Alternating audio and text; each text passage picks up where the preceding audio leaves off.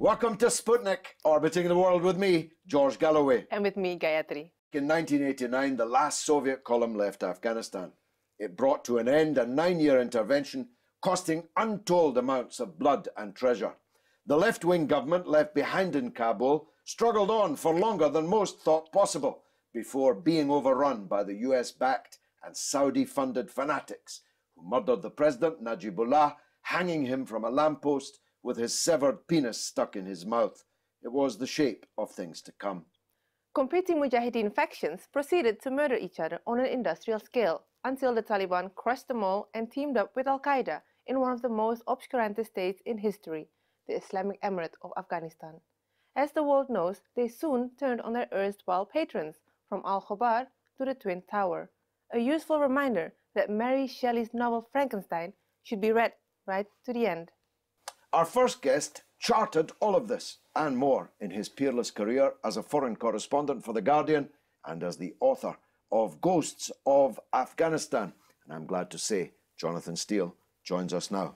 Jonathan, thanks for coming on board the Sputnik. This majestic work of yours, Ghosts of Afghanistan, the haunted battleground. One of the things that sticks out from the book is that the principal difference between the Soviet Union and us is that the Soviet Union learned their lesson earlier and changed course. Would you agree with that? Definitely. And it wasn't just the political leadership in the Kremlin, Mikhail Gorbachev, who came to power, of course, in 1985, who realized the war was unwinnable and they ought to pull out. It was the Soviet military. They weren't like the gung-ho US generals of today who think everything's going well and progress is being made. We know from the secret meetings of the Politburo, the archives have, of course, been published since the collapse of the Soviet Union, the military agreed with Gorbachev. They had to get out. It was not working. And yet the US generals in particular, forever calling for a surge, one more heave, still more men into the maw, still more blood to be spilt, rather surprisingly managed to persuade President Obama of this when he had run for office as the man to bring an end to America's unpopular foreign wars. Well, he made a big mistake in his campaign. Having come out against the Iraq war, which of course was good, he described that as a war of choice, whereas he said that the war in Afghanistan was one of necessity, and we had to be in there because of Al-Qaeda and the Taliban and all the rest of it. So he did make a mistake. But though I think probably like Gorbachev, he realized in his heart of hearts that the thing was unwinnable. And now, having spent all that blood and treasure, having spent, I think, trillions of dollars amongst all the parties, having invested scores of billions of dollars in the regime of Hamid Karzai, as soon as the foreign forces leave, I think we're going to be back at square one, are we not? Well, I think it'll be worse because, as you pointed out in the intro, it took 3 years before the Mujahideen came into Kabul after the last Soviet troop had gone. I mean, I flew actually on February the 15th, 1989, from Moscow to Kabul. I was the Moscow correspondent of The Guardian. And a lot of my Russian friends thought I was crazy to be going to Afghanistan at that moment. They thought there'd be complete collapse of the regime, there'd be a bloodbath, any foreigners would be killed, particularly ones like me who'd actually worked there during the Soviet period and reported from there. But I had a sense that it wouldn't be like that. I thought the Afghan army was relatively strong. I didn't think all the government workers in Kabul wanted the Mujahideen. They were terrified of them. And I knew, of course, that the Mujahideen completely disunited and were often fighting each other more than fighting the Soviet or the Afghan army. And so I thought that it would probably last. But there was a massive actual psychological campaign by Western governments to try and undermine Najibullah. Robert Gates, who had been an advisor to President Carter in the Brzezinski national security era, which began this whole miserable story, revealed for the first time, or at least confirmed for the first time, that the US administration had been funding these fanatics, these so-called Mujahideen, fully 6 months before the Soviet intervention in the country. That squares, I'm sure, with your own findings. Exactly right. They wanted actually to suck the Soviet Union into Afghanistan. They were very glad when the Soviet Union invaded because they thought it would be revenge. It would be the Soviet Union's Vietnam, and they would get a bloody nose, just like the Americans had done 4 or 5 years earlier in Saigon. Yeah. And of course, all the guns and all the money and all the strength that they gave these people, and they paraded them on the conference platforms in the Republican Party in the US, the Conservative Party in Britain. ITN was forever reporting about these holy warriors, these freedom fighters, as President Reagan called them. These are the very people, or the very milieu, out of which 9/11 and other Al-Qaeda atrocities came. Well, one of the incredible things about this election that they're going to have in April, in 2 months' time in Kabul, is that one of the candidates, Abdul Rasul Sayyaf, is the very man who invited Al-Qaeda, Osama bin Laden, to come to Afghanistan in 1986. And yet he's posing as a Democratic candidate for this presidency. And Western diplomats go along and talk to him and say, oh, yes, he's changed now, he's a different man, and all the rest of it. And does he have much support in Afghanistan? Well, I think he's popular in some areas, but only in the tribal areas around Pagman, which is his own personal sort of power base. But I think a lot of people, particularly women, other people who are more secular, are terrified that men like this could possibly come back to power. Now, it's all lasted longer than the First and Second World Wars put together. We ourselves have lost the blood of a lot of our service personnel. The US, of course, far more. Other NATO intervention countries also. The financial costs have been gigantic. It has to go down as a pretty unmitigated disaster when you spend the lives of your people and the trillions of dollars and leave so little behind. Exactly. I mean, very little has been done. I mean, actually, if we're talking about the Soviet Union, remembering that they were equally bad in the sense that if you look at the total budget that the Soviet Union spent in Afghanistan over their 9 years, 94% went on military things, 6% went on civilian development. That's exactly the same proportion as with the Americans. Only 6% of these billions of dollars that have gone in have actually gone in to do health and education and infrastructure and so on. I mean, it's a terrible shame. And the other thing is that people are terrified of the Americans. I mean, there was a recent poll done by the Asia Foundation, which is a US-based, US-financed organization. And they found that 77% of Afghans say they're terrified when they see, if they come into any encounter with the Americans. Even Karzai is now trenchantly criticizing the British and American occupation, which put him in power. Well, this is what happens, I think, to people who are puppets, essentially, or clients, you know, with no real power base of their own. On the one hand, they're completely dependent on the occupiers or the invaders or the interveners, whatever you want to call them. At the same time, for national dignity purposes, every so often they have to make a little statement saying, you know, I'm a nationalist, I want the Americans to go, and so on. Well, and Najibullah did the same thing. Actually, I interviewed him 25 years ago when I finally arrived in Kabul on this trip that I've just mentioned.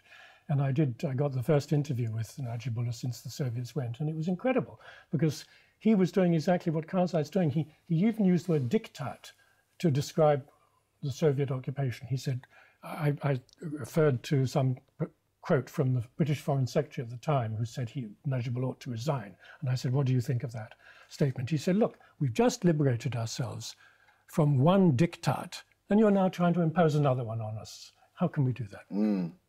Well, of course, we know what happened to him.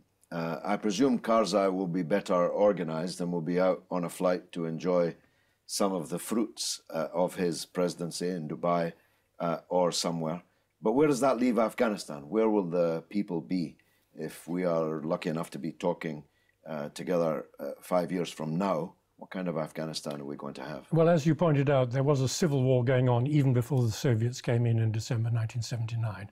So this is really a long-running civil war that's been going on for 40 years, overlaid by two foreign interventions, first by the Soviets and then by the Americans. And I'm afraid that the civil war will ramp up when the Americans gradually pull out. and fighting will continue. And as I said earlier, Kabul may fall, not immediately, it could be 2 years, but I don't think it's going to last for very long. But certainly the countryside, the Pashtun areas from which the Taliban come, the south and the east of the country, will gradually, the villages will fall under Taliban control. Many of them have already. Well, the fighting and the violence and the destabilization has, of course, and the war has, of course, spread over the border into Pakistan and may yet consume Pakistan, at least the formerly northwest frontier province, which begs a question that I don't think you deal with in the book. Perhaps you'd give me your view now. Is Afghanistan one of these states that's going to have to separate, that is going to have this Durand line redrawn with a Pashtun state somehow emerging out of the Pashtun areas in Pakistan and the Pashtuns in Afghanistan? Well, I don't think either the people in Kabul or the Islamabad people want that. I mean, the Pakistanis don't want that. That would increase the number of Pashtun in their own country, and that would be a potential security threat to the, the other groups in Pakistan. And similarly, the Afghans don't want to lose territory, I think. So it would have to be a popular movement based on a continuing insurgency. But at the moment, the Taliban focus is not to withdraw this part of the country and join it to Pakistan. It's to capture power in Kabul. So, sure, but they're not going to. I mean, we'll be back to the Northern Alliance then, won't we? Well, we are. That's why this election is going to produce only people, probably in power, who are, historic enemies of the Taliban. So the chances of getting peace talks and an end to this historic civil war are going to be rather dim, I think, because it'll just be reviving all the old bloodlust of the last 20, 30 years. War, and more war. If you want to understand what's happening in Afghanistan, this is the book to get. Ghosts of Afghanistan, The Haunted Battleground, by the peerless Jonathan Steele. Thanks for joining us on the Sputnik. After the break, a tale of skullduggery involving the Metropolitan Police. Who would have thought it? Casting light into the shadowy world of undercover cops, the organizations they tried to wreck, the women whose hearts they broke, and the children they abandoned. We'll be right back.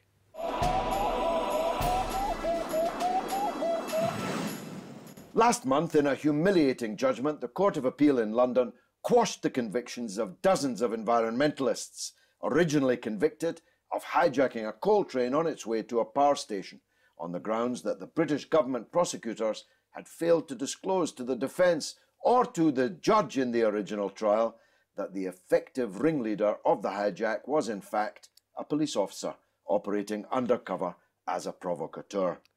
We now know that this officer, Mark Kennedy, was one of the many undercover cops who had been told to grow their hair long, tune in and drop out into a whole set of perfectly peaceful, non-violent and above all, entirely legal campaigning organizations, many of them household names like Friends of the Earth. I knew this case was coming and would end this way, because I had the pleasure of reading one of the books of last year, Undercover, published by Guardian Faber. I'm glad to say we've got one of the authors of Undercover, Rob Evans, with us now. Rob Evans, you're the co-author of Undercover, published by Guardian Faber. You brought along a copy, but I've actually bought 2 copies of this book. It's that good. And it deals with the activities of this undercover unit that was infiltrating all kinds of perfectly legal, peaceful, non-violent, civil society organizations in Britain in the 21st century. Remarkable, no? Yes, it is, yes. I mean, we started looking at this at The Guardian 3 years ago, and we did what journalists do, which is you just follow leads, and we found, just kept on going because it was an astonishing story. And until Mark Kennedy was the first undercover officer to be exposed in late 2010, I don't think people out there really understood what was going on, or would have imagined that the state would have gone to such lengths, to infiltrate these type of groups. And these groups, by and large, had no history of violence or crime. They were perfectly peaceful organizations, some of them household names, some of them meeting in the Streatham Library, very close to where we live. Who knew In that particular group, the police had a majority at one stage in the organisation. The number of police officers attending the meetings was a majority of those attending. This is not policing, but agent provocateuring, surely. Well, there is what the undercover officers were there to do was to pick up advanced intelligence about demonstrations that were going to happen. So they're there to pick up all the information they can about the protests that were being organised, and this went right across this political spectrum. And some of the groups they did infiltrate, did carry out violent acts. Because they infiltrated, Nazi groups and some animal liberation groups as well. But there are a large number of other groups that were, carrying out just perfectly peaceful, lawful protests. Peaceful tree hugging. The most shocking of all, of course, the one that has gotten your book most publicity, and deservedly so, is the question of the police infiltration of the campaign around the issue of Stephen Lawrence, the murdered black teenager in South London. You couldn't get a much more respectable campaign to be involved in than the movement for justice for Stephen Lawrence. Yet a police officer, whose face I recognised out of your book, was deeply embedded in that cause. Please tell us. Yes, I mean, there were actually three undercover officers, three of them in the mid-90s, who were embedded in groups that supported, the cause of Stephen Lawrence. And they were there, to pick up intelligence on what those groups were doing. But it goes even wider than that, because the thing with Stephen Lawrence is that everyone, can remember and everyone knows that name. But during that time, there are a whole load of other groups, other instances where black people had died at in police custody. They're the Black Justice campaigns. And we tell the story of Peter Francis in the book, who has come out. He's the only one who's come out and, actually said, this is what I did. And he says that he was also there to pick up intelligence on all of those black justice groups as well.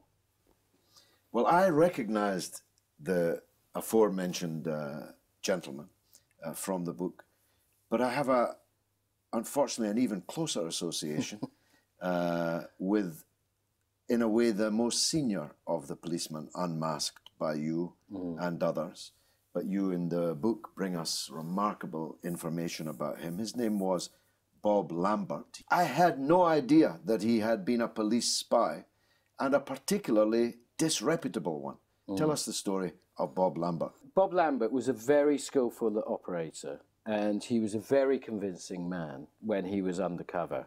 And he was undercover for 4 or 5 years in the mid-80s in environmental and animal rights groups.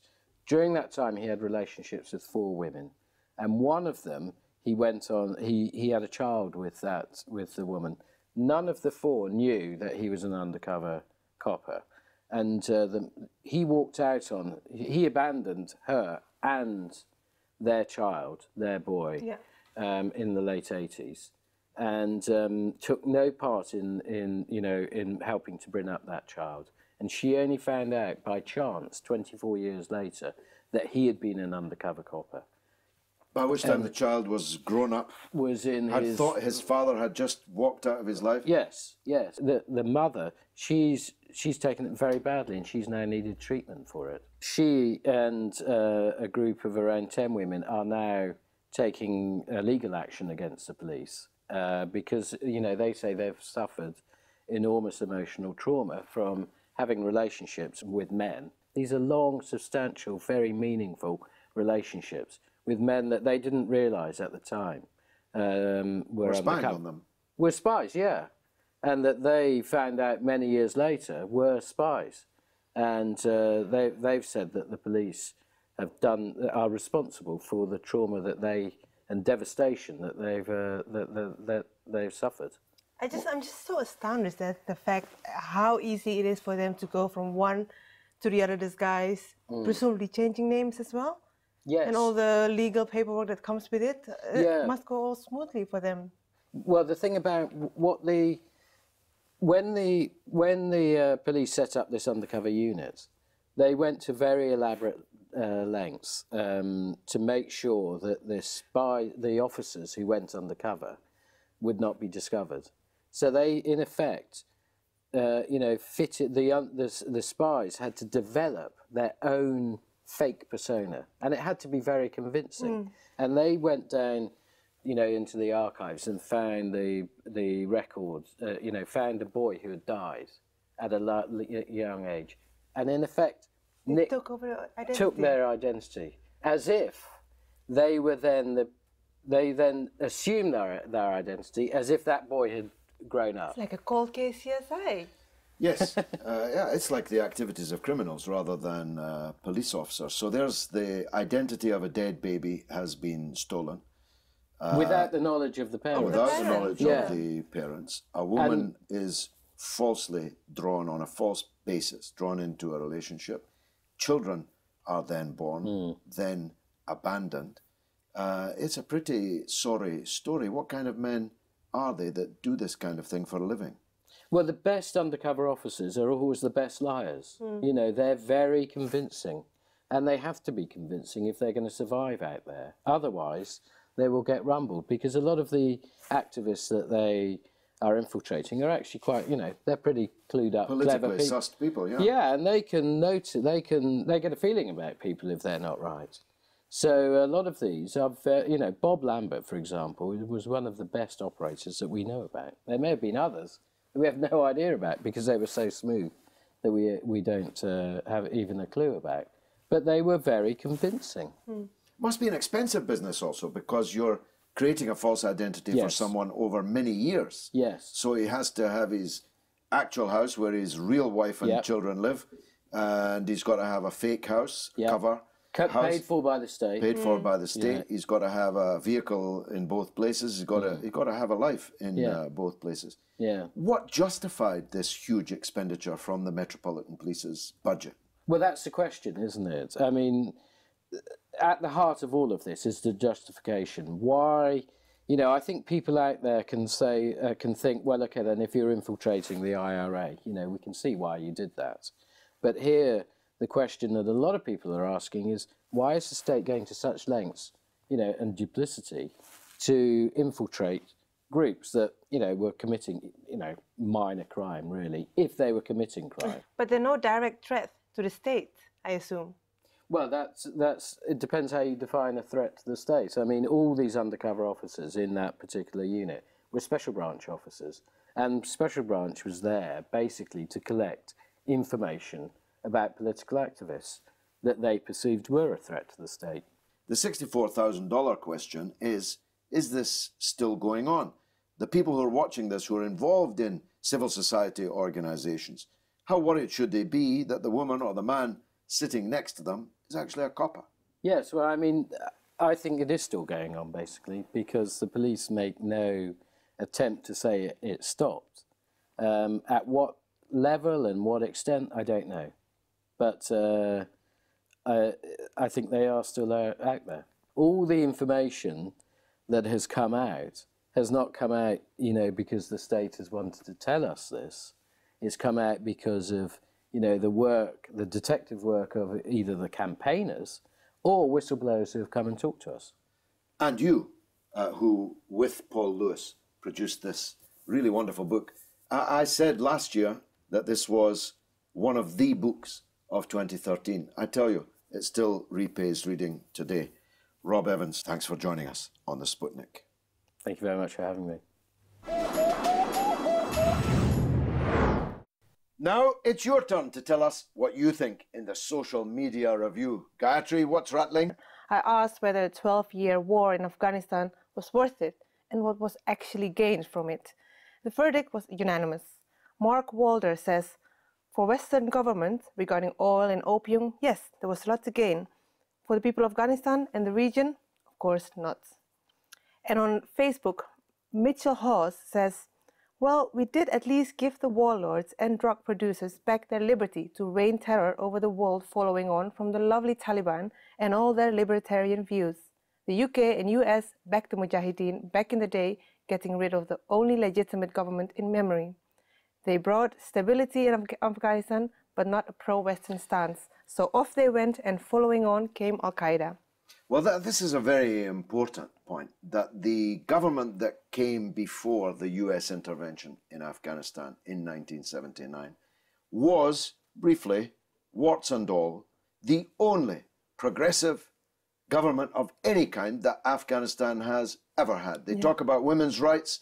That's the only period where girls went to school, women went to university. Jordan Turner says it's a waste of life. The Taliban will have full control again within, 10 years? To which Daniel Masterton replies, are you being serious? I would say 10 hours. It won't be 10 hours, but it definitely won't be 10 years. It could be 10 weeks. That's all we've got for this week. Which, unfortunately, means that's the end of the show. Keep contacting us and tweeting us on RT_Sputnik, and on Facebook you can find us on Sputnik on Russia Today. It's goodbye from me, Gayatri. And from me, George Galloway. It's been marvellous.